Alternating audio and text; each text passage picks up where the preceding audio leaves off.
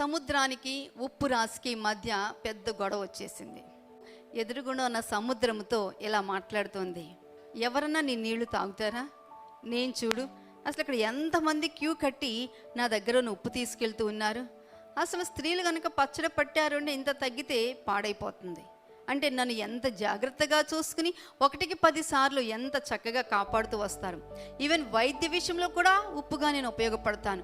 ఎటు చూసినప్పటికీ నాకున్న ఉపయోగము, నాకున్న విలువ. ఆఫ్టర్ ఆల్ నీకు ఎక్కడుంది ఓ సముద్రమా?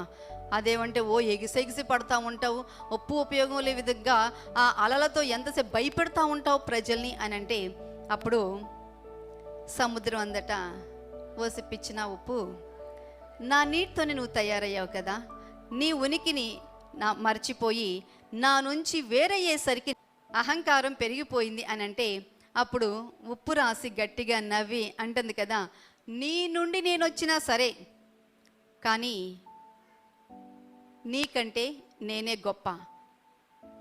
దేవుడు చూస్తూ ఉన్నాడు. వాతావరణం మారిపోయింది, మేఘాలు కమ్మాయి, చినుకులు ప్రారంభమయ్యాయి, చినుకుల కొండపోత వర్షం ప్రారంభమైంది. ఇక కాసేపటికి ఏమైపోయింది, ఎగిసి ఎగిసి పడిన ఉప్పు కరిగిపోయి సముద్రంలోకి వెళ్ళిపోయింది. ఆలోచించండి, అహంకారం అనేది ఉంటే ఎప్పటికైనా సరే మనం అణగారిపోతాం. అదే వినయ విధేయతలే మనం ముఖ్యమని, మనం వినయముతో విధేయతతో ఎలా అయితే మనం నిలబడతామో అక్కడ మన జీవితము ద్వారా దేవుని నామాన్ని మహింపరచగలుగుతాం. మేడం, నాకు తలనొప్పిగా ఉందండి, భరించలేకపోతున్నానండి, నాకు లీవ్ కావాలండి. నీ బొంద, చూడటానికి బాగానే ఉన్నావుగా, తలనొప్పా పాడా, ఇలా కూర్చో క్లాసులో అన్నారా టీచర్స్? ఆ నెక్స్ట్ డే, ఆ సాయంత్రానికే తల పగిలిపోతా ఉంది. ఎవరిది? పిల్లలది కాదు. ఎవరిది పర్మిషన్ ఇవ్వలేదు ఆ టీచర్కి. అప్పుడు అర్థమైంది వాట్ ఈజ్ హెడేక్ అనేది.